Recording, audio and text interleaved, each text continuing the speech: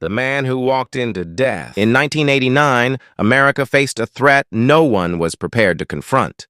A secret militant organization was quietly building the blueprint for the largest domestic attack in U.S. history. No fingerprints, no leaks, no digital trail. To stop them, the FBI sent in one man, codename Shadow 12. If he was exposed, the government would deny he ever existed. This is the story of the most dangerous undercover mission in American history.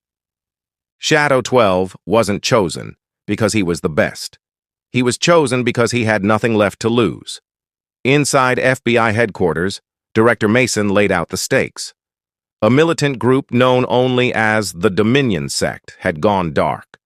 No communications, no radio chatter, no informants. Inside all the Bureau had was one piece of intel. They were planning something catastrophic. And soon.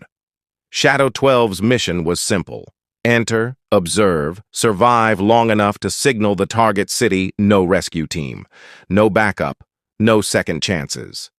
With a single nod, Shadow 12 accepted. His real name was erased from government records. His identity died that day. The Dominion Sect operated out of abandoned industrial zones. Shadow 12's entrance was staged through a fake arrest, a method militants often used to test loyalty. They blindfolded him and transported him to a warehouse on the outskirts of the city. He could hear machinery running, metal clanking, and muffled arguments, weapons, tools, blueprints. The leader, known only as Marshal Kane, examined him. Cold eyes, calculated mind. After hours of interrogation, Kane finally said, "Welcome to the Dominion." Shadow 12 was in. For the next several weeks, Shadow 12 lived among them. He discovered the sect operated like a military unit. Timed drills, coded communications, strict hierarchy. But what unsettled him most was their silence. No bragging, no threats, just precision. Late one night, he finally witnessed it. A massive table covered in maps, chemical charts, and construction notes. At the center was a circled label, Project Seraphim Shadow. 12 didn't know what it meant, but whatever it was, it involved 3 major U.S. cities and a synchronized timetable. He had to signal the FBI, but the militants searched every pocket, every shoe, every thread of clothing daily. One mistake, and he was dead. And Shadow 12 found his opportunity inside the old boiler room.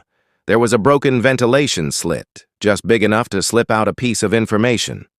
Using a small metal shaving, he etched 3 letters onto a rusted panel. S-E-R. It was subtle, but the FBI surveillance drone scanning thermal grids spotted the change inside the bureau. Alarms went off. Shadow 12 had made contact. The Dominion Sect suddenly increased activity. Trucks came and went at night.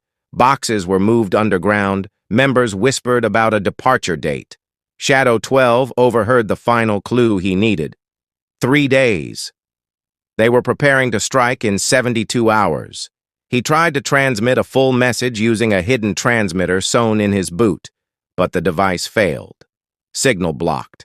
He had just one option left: find the exact target city. On the 3rd night, Shadow 12 followed 2 militants into a locked basement room.